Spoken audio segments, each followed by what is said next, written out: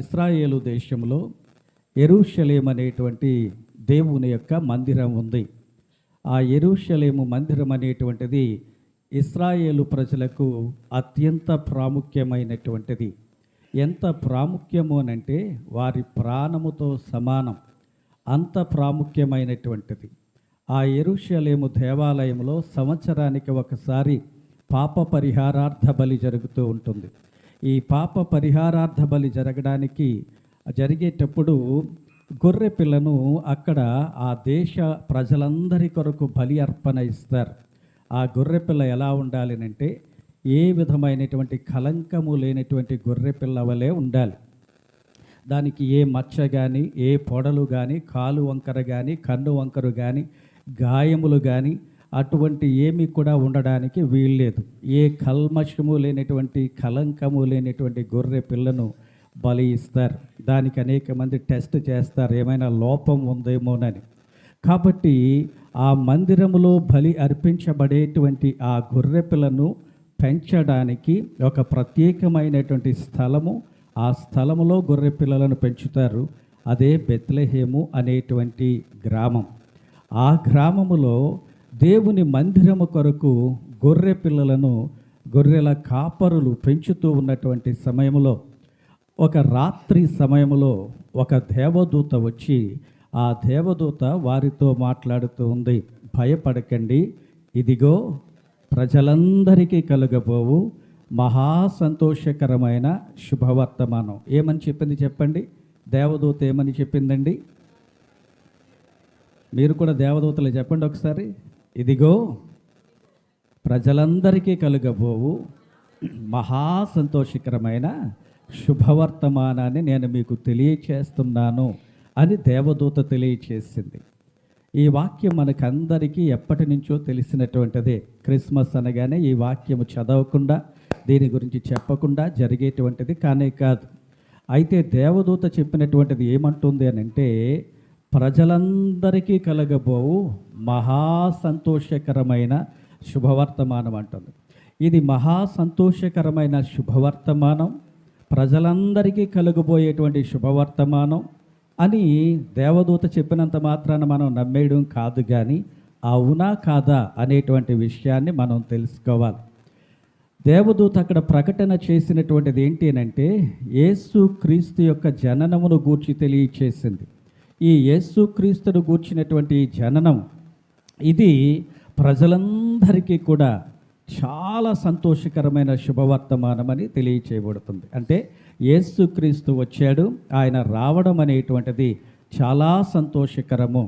అది ప్రపంచములో ఎవ్వరూ కూడా ఇవ్వలేనటువంటి గొప్ప సంతోషకరము అని తెలియచేస్తూ ఉంది. ప్రియ దేవుని బిడ్డలారా, మన భూపాలపట్నం అనేటువంటి గ్రామం ఉంది. ఈ గ్రామానికి ఒకవేళ ఒక ముఖ్యమంత్రి గారు వచ్చారనుకోండి, ఆయన వచ్చి వెళ్ళిపోతే మనకి సంతోషంగా ఉంటుందానంటే అంత సంతోషం కాదు. ముఖ్యమంత్రి గారు వచ్చారు, వెళ్ళిపోయారు, అంతే.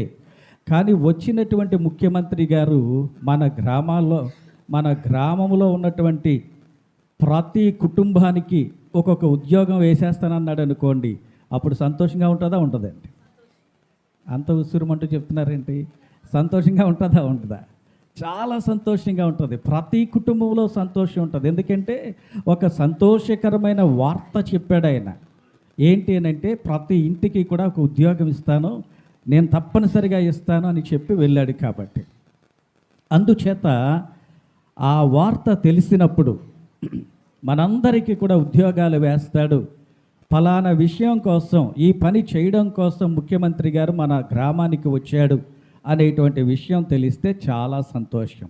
అలాగే ప్రభువైనటువంటి యేసుక్రీస్తు భూమి మీదకి వచ్చాడు, ఆయన ఎందుకు వచ్చాడు అనేటువంటి విషయం తెలుసుకుంటేనే అప్పుడు మనకి సంతోషం. కాబట్టి యేసుక్రీస్తు వచ్చినటువంటి విషయం చాలా సంతోషకరమైనటువంటిదని దేవదూతలు తెలియచేశారు. ఆ విషయం ఏంటో మనకి తెలిస్తే మనకు చాలా సంతోషం అవుతుంది. ప్రభువైన యేసుక్రీస్తు అనేక సందర్భాలలో ఆయన భూమి మీదకి ఎందుకు వచ్చాడు అనేటువంటి విషయాన్ని తెలియచేశాడు. ఆ సందర్భాలలో ఒకానొక సందర్భాన్ని ఈరోజు మనం చదువుకుందాం. యోహాను సువార్త 6వ అధ్యాయం 38వ వచనంలో యేసుక్రీస్తు భూమి మీదకి ఎందుకు వచ్చాడు అనేటువంటి విషయాన్ని ఆయన తెలియచేస్తూ ఉన్నాడు. ఒకసారి మనం ఆ యొక్క మాటను మనం చదువుదామండి. యోహాను సువార్త 6వ అధ్యాయము 38వ వచనం. నా ఇష్టమును నెరవేర్చుకునుటకు నేను రాలేదు, కానీ నన్ను పంపిన వాని చిత్తమును నెరవేర్చుటకే పరలోకం నుండి దిగి వచ్చి తిని అని ప్రభువైనటువంటి యేసుక్రీస్తు తెలియచేస్తున్నాడు.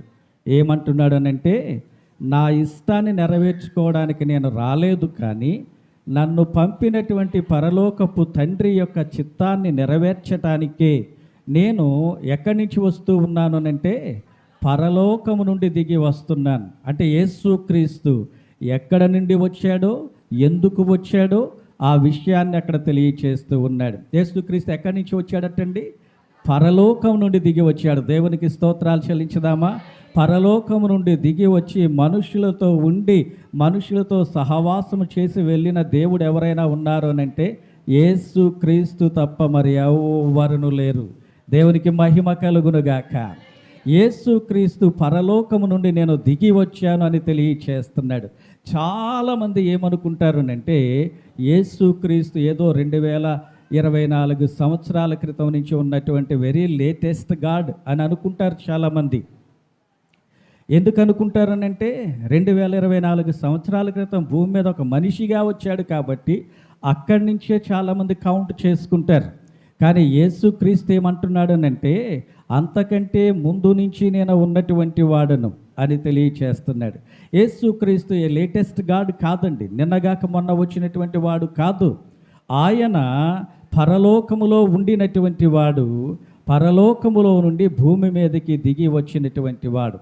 కేవలం పరలోకములో ఉండిపోయి అక్కడే కూర్చుని ఉండిపోయాడా యేసుక్రీస్తు అనంటే ఏమాత్రమునో కూడా కానే కాదండి. యోహాను సువార్త 8వ అధ్యాయం 58వ వచనంలో మనం చూసినట్లయితే అక్కడ యేసుక్రీస్తు ఏమంటాడు అనంటే, నేను అబ్రాహాము పుట్టక ముందే ఉన్నవాడను అని తెలియజేస్తున్నాడు. అబ్రాహాము గురించి తెలుసు కదండి మీకు. అబ్రాహాము యేసుక్రీస్తు కంటే ముందా లేకపోతే తర్వాత? యేసుక్రీస్తు కంటే 2000 సంవత్సరాల ముందుగానే భూమి మీద పుట్టినటువంటి వాడు అబ్రాహాము. కానీ ప్రభువైనటువంటి యేసుక్రీస్తు అంటున్నాడు, ఆ అబ్రాహాము పుట్టక ముందే నేను ఉన్నాను అని తెలియచేస్తూ ఉన్నాడు. కేవలం 2024 సంవత్సరాల క్రితం మాత్రమే కాదు, కానీ అంతకుముందు ఎప్పుడో 2000 సంవత్సరాల క్రితం పుట్టినటువంటి అబ్రాహాము కంటే నేను ముందు ఉన్నాను అని తెలియచేస్తున్నాడు. కొరింథీయులకు రాసినటువంటి మొదటి పత్రిక 10వ అధ్యాయం 4వ వచనంలో మనం చూసినట్లయితే అక్కడ అపోస్తలుడు ఒక మాట తెలియచేస్తూ ఉన్నాడు. వారందరూ కూడా ఆత్మ సంబంధమైనటువంటి ఒకే పానీయమును తాగిరి. ఏలయనగా వారిని వెంబడించుచూ ఉన్నటువంటి ఆ యొక్క బండ ఆత్మ సంబంధమైన ఆ బండలోనిది తాగిరి. ఆ బండ యేసుక్రీస్తే. ఒకసారి చదువుదామండి ఆ యొక్క మాటను. ఎవరైనా తీశారమ్మా? కొరింథీయులకు రాసిన మొదటి పత్రిక 10వ అధ్యాయము 4వ వచనం. అందరూ ఆత్మ సంబంధమైన ఒకే పానీయమును పానము చేసిరి.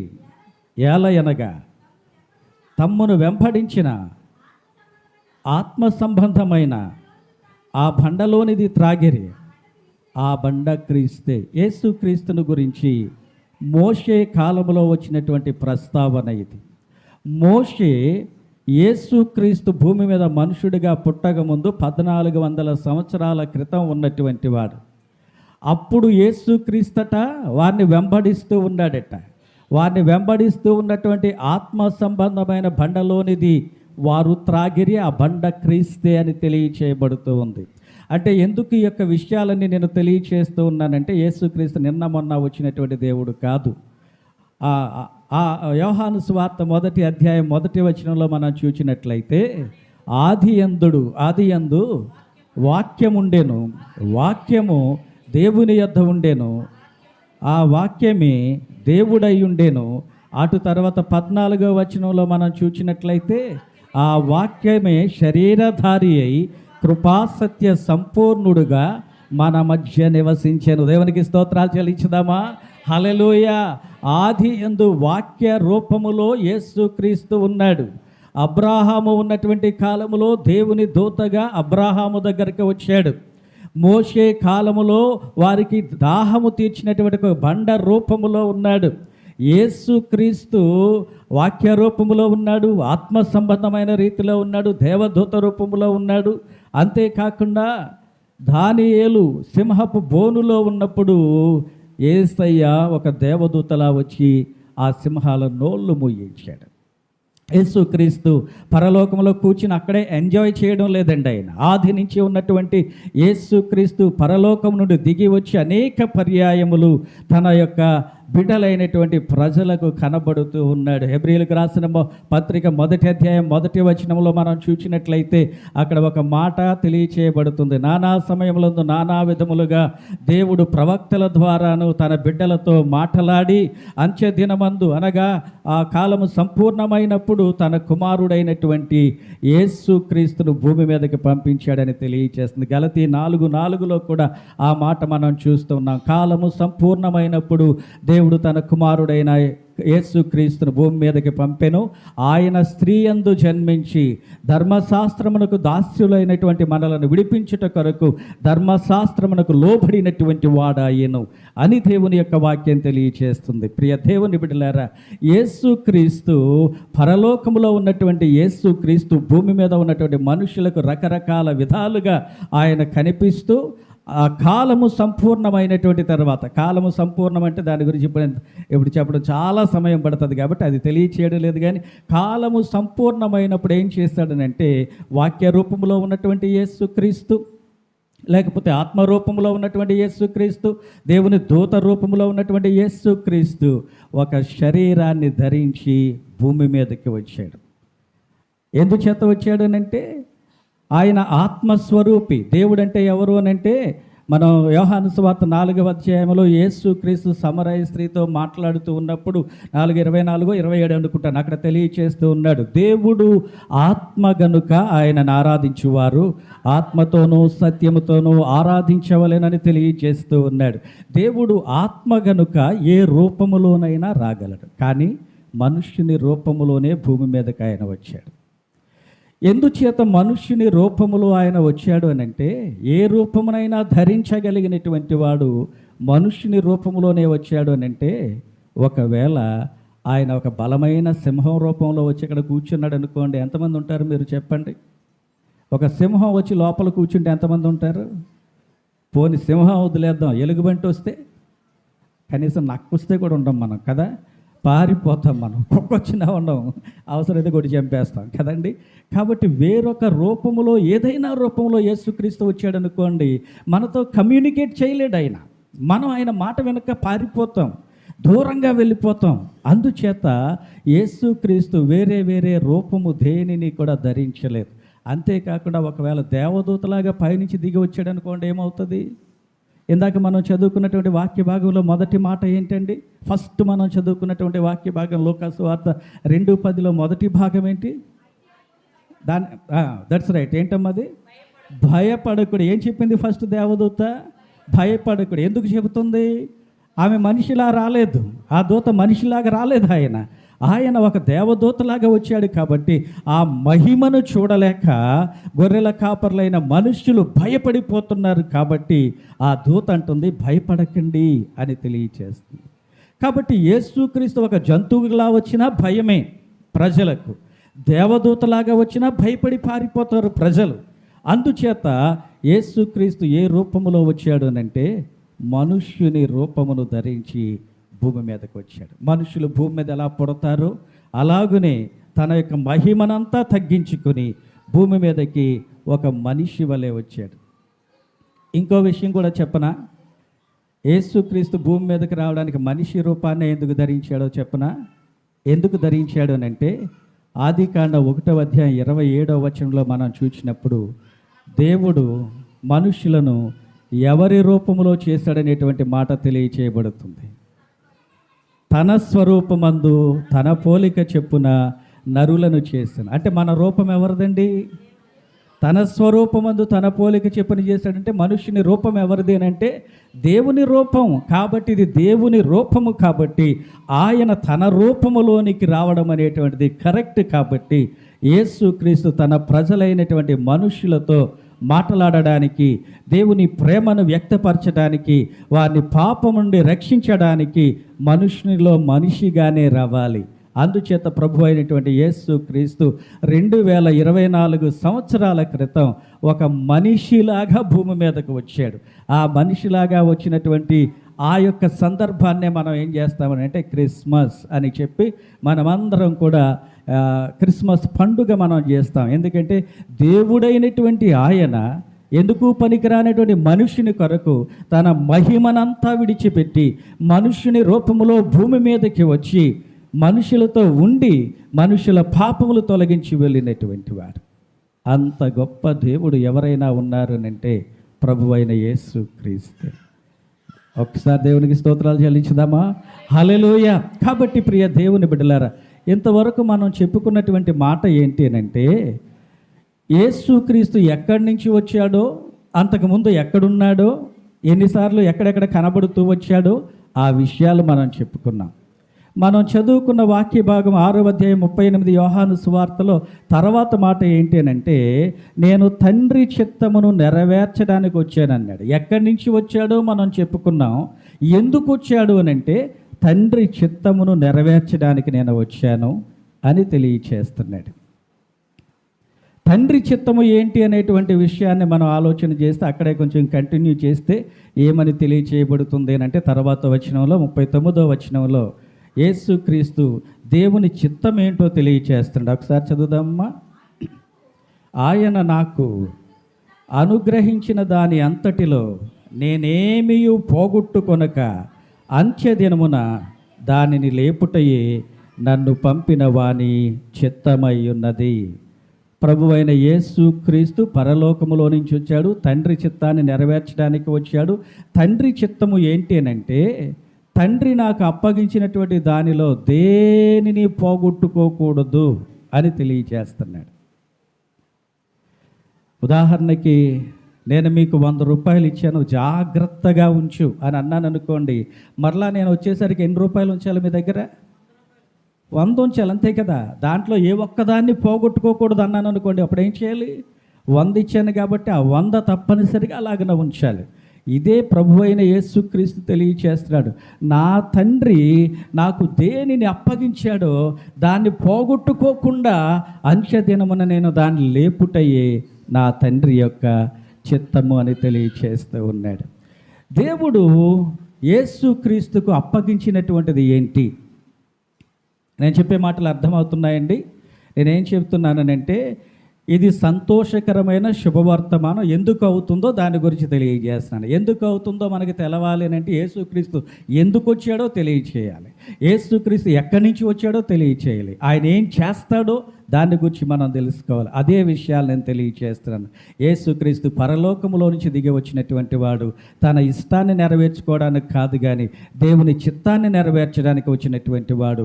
దేవుని చిత్తము ఏంటి అని అంటే దేవుడు యేసుక్రీస్తుకు దేనిని అప్పగించాడో దాంట్లో ఒక్కదాన్నైనా పోగొట్టుకొనకుండా జాగ్రత్తగా కాపాడుట ప్రభువైన యేసుక్రీస్తు చేయవలసినటువంటి పని. ఏంటి దేవుడు ఏం అప్పగించాడు అనే విషయాన్ని చూస్తే 37వ వచనంలో తెలియచేయబడుతుంది. 6వ అధ్యాయం, అదే యోహాను సువార్త 6వ అధ్యాయం 37వ వచనంలో మనం చూస్తే తండ్రి నాకు అనుగ్రహించు వారందరూ నా యొద్దకు వత్తురు, నా యొద్దకు వచ్చు వానిని నేనెంత మాత్రమును బయటకి త్రోసివేయను. దేవుడు యేసుక్రీస్తు అనేటువంటి కుమారుని పంపినప్పుడు ఆయనకు అప్పగించినటువంటిది ఏంటి అని అంటే అనేకులను దేవుడు యేసుక్రీస్తుకు అప్పగించాడు. అనేకులను దేవుడు యేసుక్రీస్తుకు అప్పగించాడు. ఈ యేసుక్రీస్తు కుమారుని రూపంలో వచ్చిన యేసుక్రీస్తు దానిని అంతటినీ కూడా దేవునికి చూపించాలి. దాంట్లో ఏ ఒక్కదాన్ని పోగొట్టుకోకూడదు. ఎంతమందిని అప్పగించి ఉంటాడు యేసుక్రీస్తుకు తండ్రి అయిన దేవుడు? Very good. ఎంతమందిని అప్పగించాడో ఒకసారి మనం చూద్దాం. ప్రకటన గ్రంథం 7వ అధ్యాయం 9వ వచనంలో మనం చూసినట్లయితే దేవుడు యేసు క్రీస్తుకు ఎంతమందిని అప్పగించాడో అక్కడ తెలియచేయబడుతుంది. ఒకసారి చదువుదామండి. త్వరగా మనకి టైం తక్కువగా ఉంది కాబట్టి నేను త్వరగా ముగించాలి. 7:9 అటు తరువాత నేను చూడగా, ఇదిగో జాగ్రత్తగా వినండి, ప్రతి జనములో నుండి, ప్రతి వంశములో నుండి, ప్రజలలో నుండి, ఆయా భాషలు మాట్లాడు వారిలో నుండి వచ్చి ఎవడును లెక్కింపజాలని ఒక గొప్ప సమూహము కనబడెను.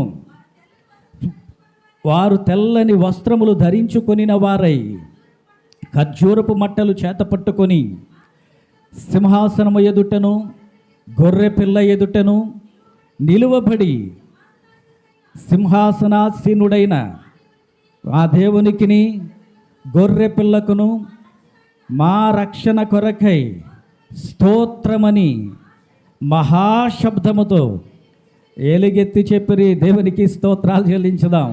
ఇప్పుడు చెప్పండి, యేసు క్రీస్తుకు దేవుడు ఎంతమందిని అప్పగించాడు? ఎంతమందిని?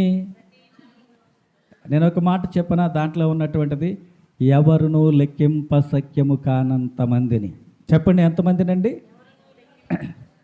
ఒక ప్రశ్న అడుగుతాను. ఈరోజు ప్రపంచ జనాభా ఎంత?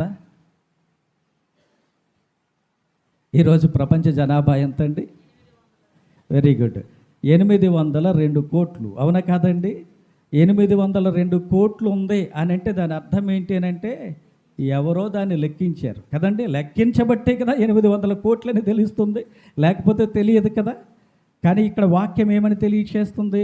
ఎవరును లెక్కింపజాలని. అంటే దాని యొక్క అర్థం ఏంటి అని అంటే 800 కోట్లు మాత్రమే కాదు, ఇంకా అనేకమైనటువంటివి ఎవ్వరు లెక్కింపజాలనేటువంటి విస్తారమైన జనాంగం, ఆయా భాషలు మాట్లాడు వారిలో నుంచి, Telugu, English, Hindi, Urdu, Kannada, Spanish, Dutch, everything, ప్రతి భాషలో నుంచి కూడా అనేకులను దేవుడు యేసుక్రీస్తుకు అప్పగించాడు. అనేక దేశాలలో నుంచి దేవుడు యేసుక్రీస్తుకు అనేకులను అప్పగించాడు. ప్రతి వంశములో నుంచి కూడా యేసుక్రీస్తుకు దేవుడు అప్పగించాడు. ఇదిగో వీరందరూ కూడా నేను నీకు అప్పగిస్తూ ఉన్నాను. ఎందుచేతనంటే యోహాను 3:16 ప్రకారం, మీకు అందరికీ తెలుసు, సండే స్కూల్ పిల్లలు కూడా తెలుసు. ఒకసారి చెప్పండి, దేవుడు లోకమును ఎంతో ప్రేమించాను కాబట్టి ప్రేమించినటువంటి వారిలో ఎవరిని విడిచిపెట్టడు ఆయన. లోకం అంటే లోకములో ఉన్న మనుషులందరినీ ప్రేమించినటువంటి వాడు కాబట్టి వారందరినీ దేవుడు యేసుక్రీస్తుకు అప్పగించాడు.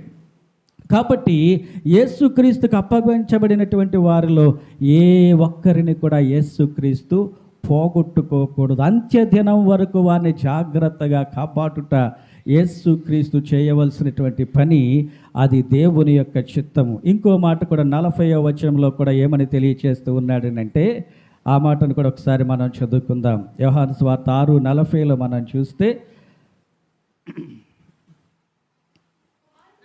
కుమారుని చూచి ఆయన యందు విశ్వాసముంచు ప్రతివాడును నిత్య జీవము పొందుటయే నా తండ్రి చిత్తము. అంత్యదినమున నేను వానిని లేపుదును. ఏమని తెలియచేస్తున్నాడనంటే యేసుక్రీస్తు దేవుని చిత్తాన్ని నెరవేర్చడానికి వచ్చానన్నాడు. దేవుని చిత్తం ఏమని చెబుతున్నాడనంటే, నాకు ఎంతమందిని దేవుడు అప్పగించాడో వారందరిలో ఒక్కరిని కూడా పోగొట్టుకోకుండా జాగ్రత్తగా నేను కాపాడాలి అని తెలియచేస్తున్నాడు. రెండవది దేవుని చిత్తం ఏమని తెలియచేస్తున్నాడనంటే, ఎందరు తన కుమారుని వైపు చూచి విశ్వాసం ఉంచుతారో వారందరికీ నిత్య జీవము అనుగ్రహించుటయే దేవుని యొక్క చిత్తం. ప్రియ దేవుని బిడ్డలారా, యేసుక్రీస్తును ఎందరు చూస్తారో వాళ్ళందరికీ ఏమిస్తాడటండి తండ్రి అయినటువంటి దేవుడు? నిత్య జీవాన్ని అనుగ్రహిస్తాడటండి. నిత్య జీవాన్ని అనుగ్రహించుట కొరకే యేసుక్రీస్తును భూమి మీదకి పంపించాడు దేవుడు. అందుకే అంటాడు కదా, దేవుడు లోకమును ఎంతో ప్రేమించెను కాగా ఆయన తన అద్వితీయ కుమారుని యందు విశ్వాసముంచు ప్రతి వాడును నశింపక నిత్య జీవము పొందునట్లు ఆయనను అనుగ్రహించాను. ఆ నిత్య జీవము ఎలా వస్తుంది అని అంటే, ఎందరూ యేసుక్రీస్తు వైపు చూస్తారో వారందరూ నిత్య జీవాన్ని పొందుకుంటారటండి. ఈరోజు మీరు యేసుక్రీస్తు వైపు చూస్తూ ఉన్నారు కాబట్టి ఇక్కడికి రాగలిగారు, అవునా కాదండి? యేసుక్రీస్తు వైపు చూడకపోతే మీరందరూ రాగలరా అని అంటే ఎట్టి పరిస్థితుల్లోనూ కూడా రాలేరు. ఏమండి, యేసుక్రీస్తు ఫోటో చూస్తే నిత్యజీవం వచ్చేస్తుందా? వస్తుందంటారా? రాదండి కదండి. యేసుక్రీస్తుని చూచి వెళ్ళిపోతే వచ్చేస్తుందా నిత్యజీవం? ఎట్టి పరిస్థితుల్లోనూ రాదండి. అక్కడ తెలియచేయబడినటువంటి మాట ఏంటి అని అంటే, తండ్రి అయిన దేవుడు తన కుమారుణ్ణి ఈ లోకములోనికి పంపించాడు.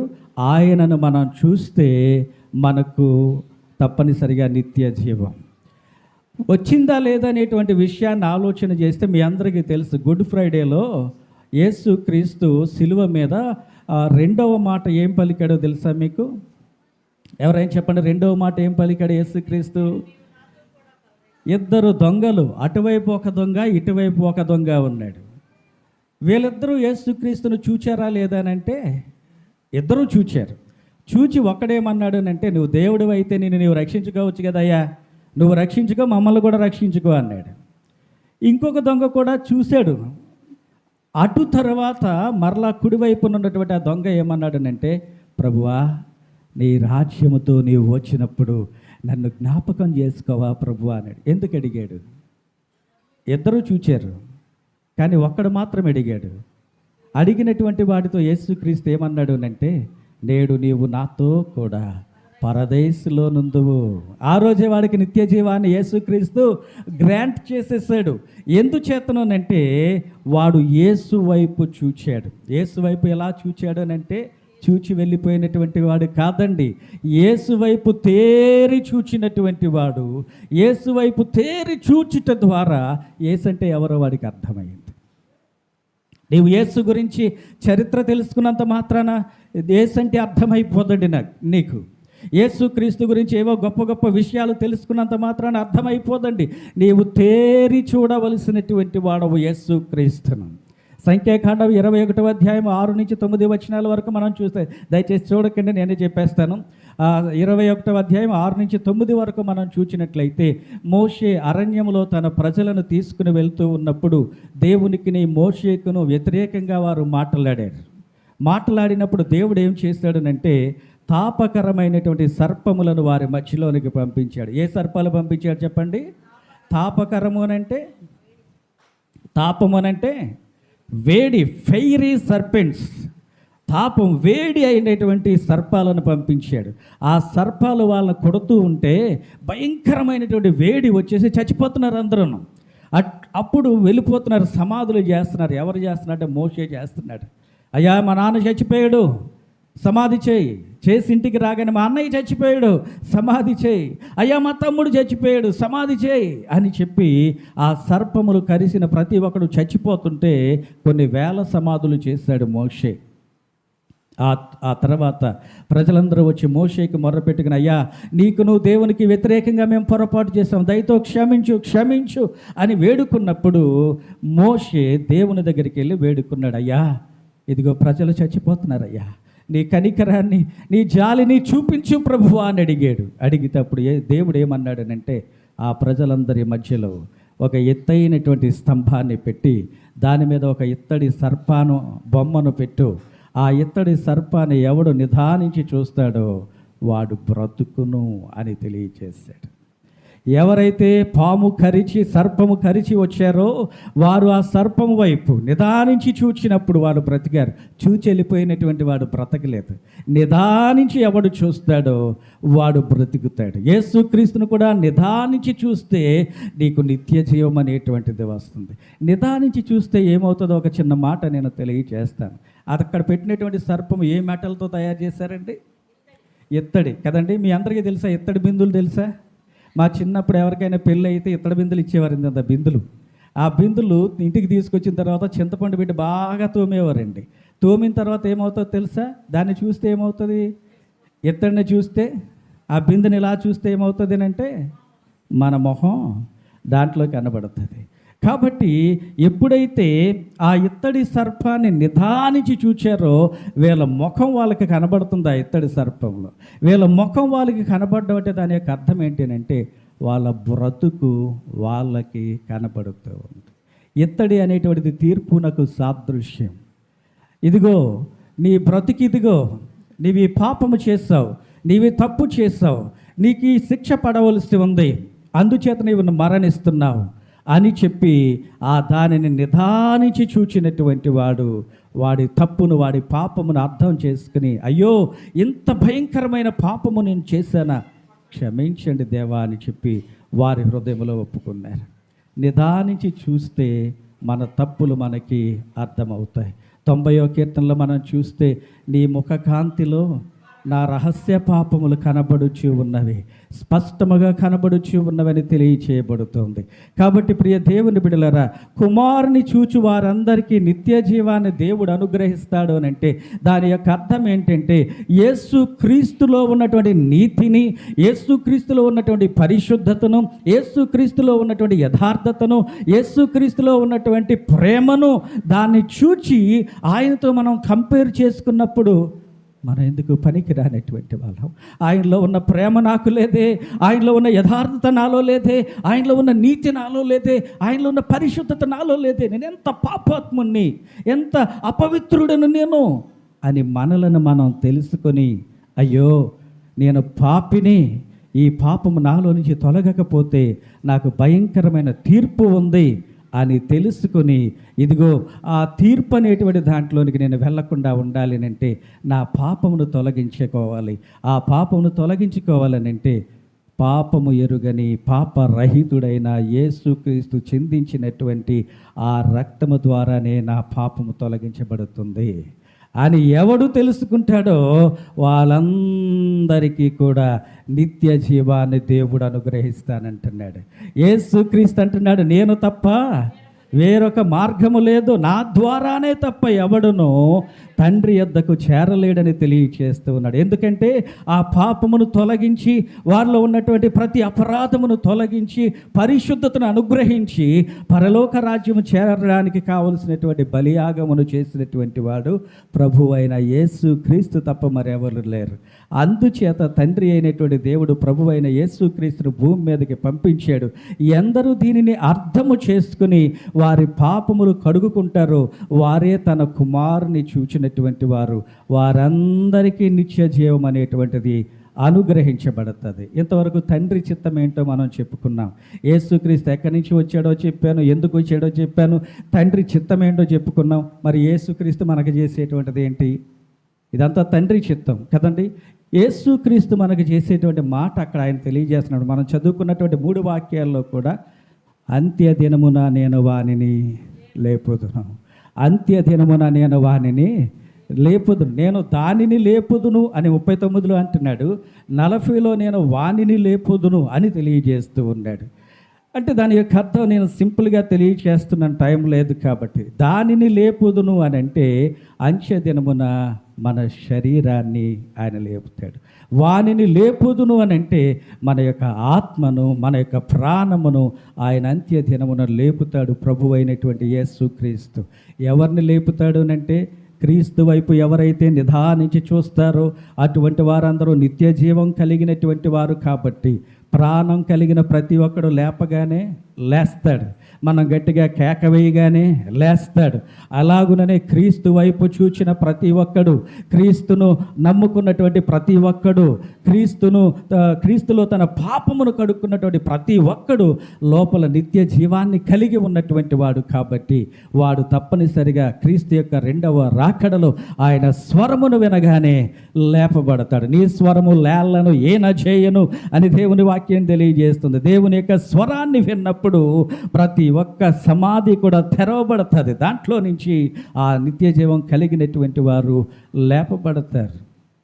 క్రైస్తవులుగా ఉన్నటువంటి మనకు ఒక గొప్ప స్థితిని దేవుడిచ్చాడు. ఏంటో తెలుసండి, బైబిల్ గ్రంథం చనిపోయినటువంటి తర్వాత ఏం జరుగుతుందో, మనం ఎలా ఉంటామో ఆ స్థితిని అంతా తెలియచేస్తుంది. ఇతర గ్రంథాలు మనుషుడు చనిపోయే వరకు తెలియచేస్తాయి, ఆ తర్వాత కుక్కగానో నక్కగానో దెయ్యంగానో ఎలాగో పుడతాడని తెలియచేస్తాయి. కానీ బైబిల్ గ్రంథం ఏమని తెలియచేస్తుంది అంటే, నీవు చనిపోయినటువంటి తర్వాత మరలా నీవు లేపబడతావు. యేసుక్రీస్తునందు విశ్వాసం ఉంచినట్లయితే నీవు చనిపోయినను మరలా బ్రతుకుతావు. యేసుక్రీస్తు వచ్చేటప్పుడు ఒక విషయాన్ని జాగ్రత్తగా ఆలోచన చేస్తే చనిపోవడం అనేటువంటిది ఏంటి అంటే మన శరీరంలో ఉన్నటువంటి ప్రాణం మన శరీరాన్ని విడిచిపెట్టి వెళ్ళిపోవడం సెపరేషన్ అనేటువంటిది. దేవుని వాక్యం ఏమంటుంది అంటే ప్రసంగి 12:7 ఏమంటుంది అంటే మన్నైనటువంటిది వెనుకటి వలె మంటికి చేరును, ఆత్మ తాను దయచేసిన దేవుని యొద్దకు చేరును. ఒక మనుష్యుడు చనిపోయాడనంటే అతడు క్రైస్తవుడైతే వెంటనే ఇతని ఆత్మ ఎక్కడికి వెళ్ళిపోద్దంటే తండ్రి అయిన దేవుని దగ్గరికి వెళ్ళిపోద్ది. ఆయన శరీరం తీసుకొచ్చి మనం మట్టిలో కప్పెడతాం. కొంతకాలానికి శరీరం పాడైపోవచ్చు, కానీ యేసుక్రీస్తు ఏమంటున్నాడంటే దానిలో దేనిని నేను పోగొట్టుకోకూడదు. మన శరీరాలు 60-70 సంవత్సరాలు అయ్యేసరికి చిన్నప్పుడు ఎలాగున్నాయి అలా ఉంటాయనంటే అలా ఉండవండి.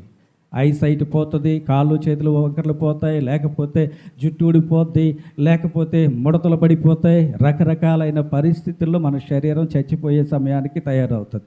దాన్ని తీసుకెళ్ళి నేలలో మనం పూజ చేస్తాం. మరలా ప్రభు అయిన యేసుక్రీస్తు తిరిగి వచ్చినప్పుడు దేవుడు ఆయనకి ఎంతమందిని అప్పగించాడో వారిలో ఏ ఒక్క శరీరాన్ని పోగొట్టుకోకుండా ఆ శరీరాన్ని లేపుతాడు. లేపినప్పుడు జబ్బు ఉండేటువంటి శరీరం కాదు, కుంటోడిగా ఉండే శరీరం కాదు, గుడ్డివాడిగా ఉండేటువంటి శరీరం కాదండి. యేసుక్రీస్తు వారికి ఏమిస్తాడంటే వెంటనే మహిమ శరీరం అనుగ్రహించబడుతుంది. మర్త్యమైనటువంటి మన శరీరం పూర్తిగా మారిపోయి ఒక చక్కని మహిమ శరీరం అనుగ్రహించబడుతుంది.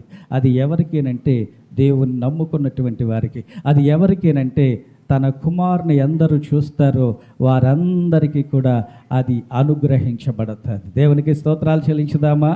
ఇవన్నీ అనుగ్రహించటానికే తండ్రి అయిన దేవుడు తన కుమారుడైన యేసుక్రీస్తును ఈ లోకంలోనికి ఒక మనుష్యుడిగా పంపించాడు.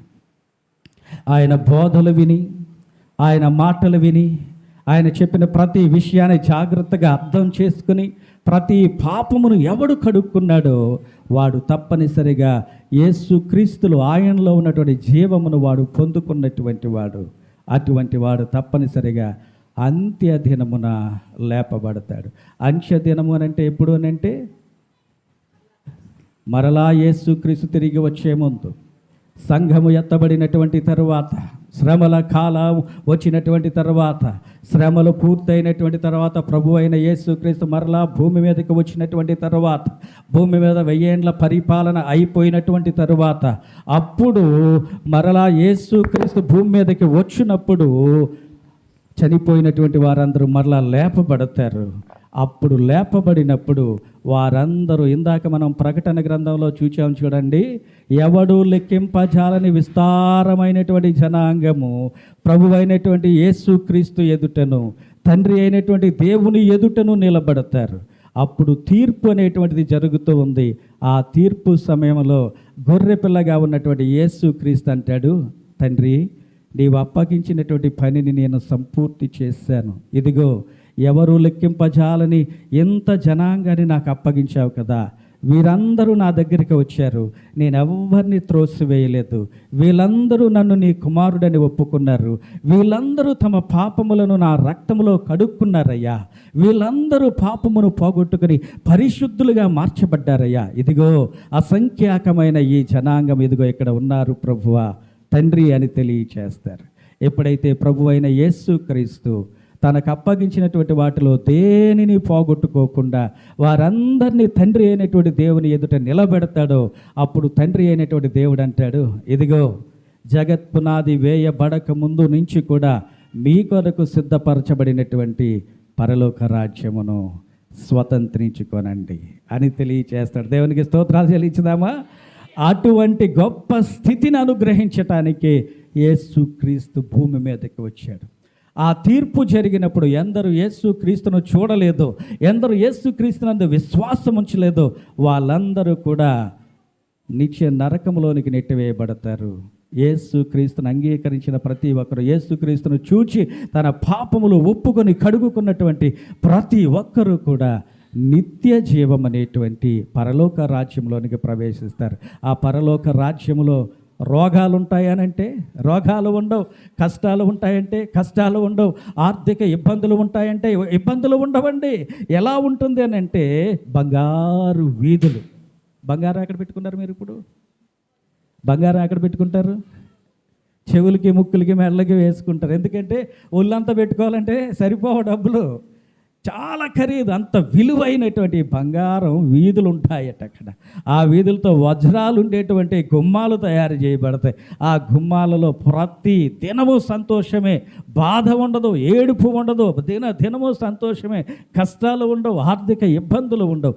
ఎందరూ యేసు వైపు చూస్తారో అటువంటి వారందరూ కూడా అటువంటి నిత్యమైనటువంటి జీవాన్ని పొందుకుంటారు. ప్రభు అయిన యేసుక్రీస్తు యోహాను సువార్త 14:3 అంటాడు, నా తండ్రి ఇంట అనేక నివాసములు కలవు లేని ఎడల నేను మీతో చెప్పుదును, నేను మరలా వచ్చి నాతో ఉండుటకు నేను మిమ్ములను తండ్రి ఇంటికి తీసుకుని వెళ్ళిపోతానని తెలియజేస్తున్నాడు.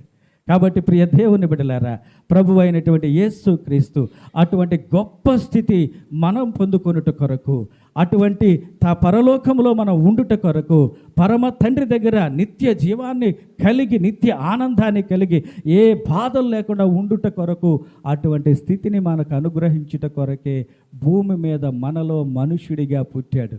ఆయన భాష మనకు అర్థమవ్వాలని, ఆయన మన వంటి వాడని మనం తెలుసుకోవాలని, మన రూపం ఆయన రూపం ఒకటేనని, కాబట్టి మనతో కలిసి ఆయన ఉండి ఆయన మనకు నిత్య జీవాన్ని అనుగ్రహించడానికి వచ్చాడని ఆ విషయాన్ని తెలుసుకోవాలని ప్రభువైన యేసు క్రీస్తు ఈ లోకంలోనికి చిన్న పిల్లవాడిగా యెషయా గ్రంథం 9:6 మనకు శిశువు పుట్టెను, ఏలయనగా మనకు శిశువు పుట్టెను, మనకు కుమారుడు అనుగ్రహించబడను. కుమారుడు పుట్టెనని తెలియచేయబడ్డం లేదు, ఆయన కుమారుడిగా పరలోకంలో ఎప్పుడో ఉన్నాడు.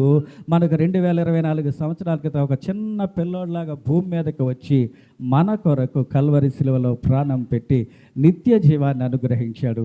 అటువంటి గొప్ప స్థితి అనుగ్రహించడం అనేటువంటిది ఏ ఒక్కరూ చేయలేదు. అందరికీ ఉండేటువంటి భయం ఏంటంటే చచ్చిపోతే నరకానికి వెళ్ళిపోతానేమో అనేటువంటి భయమే. కానీ యేసుక్రీస్తు ద్వారా ఆ భయము లేకుండా ప్రతి ఒక్కరికి రక్షణ అనుగ్రహించి నీవు చనిపోయినా తిరిగి లేచి పరలోక రాజ్యంలోనికి చేరతావని తెలియచేస్తూ ఉన్నాడు. ఇది ప్రజలందరి కొరకు. ఎందుకంటే యేసుక్రీస్తు ఎంతమందికి ప్రభువు చెప్పండి? అందరికీ ప్రభు.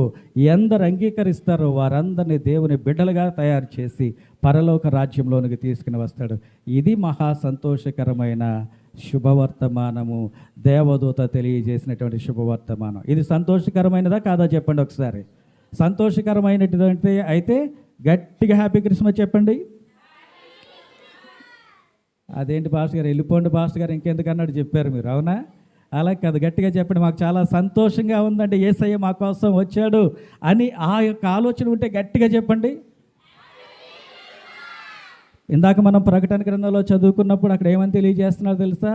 బిగ్గరగా గొప్ప స్వరముతో అరుస్తూ ఉన్నారంట. ఏమని? మా రక్షణ కొరకే స్తోత్రమని. కాబట్టి ఒకసారి మరలా యేసయ్యా మీకు వందనాలని గట్టిగా చెబుదాం ఒకసారి. Happy Christmas. ఇంకొంచెం గట్టిగా చెప్పండి, happy Christmas, merry Christmas, God bless you. నాకు ఇచ్చినటువంటి ఈ యొక్క అవకాశాన్ని బట్టి దైవజనులకు ప్రత్యేకమైన వందనాలు తెలియజేస్తున్నాను.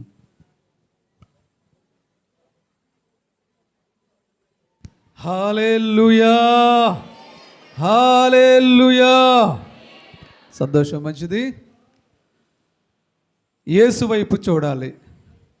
యేసు వైపు చూస్తే మనకి